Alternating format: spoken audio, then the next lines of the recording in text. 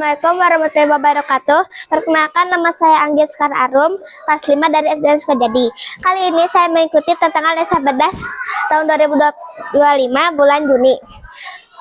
Kali ini saya akan mempresentasikan hasil data tanaman yang ada di lingkungan sekolah. Yang pertama ada buah mangga, totalnya 1. Yang kedua ada nangka, totalnya 1 sama. Yang ketiga ada tanduk rusa, totalnya 3. Yang keempat ada pepaya, totalnya 1. Dan yang kelima ada mahkota duri, totalnya 4. Sekian, terima kasih. Wassalamualaikum warahmatullahi wabarakatuh.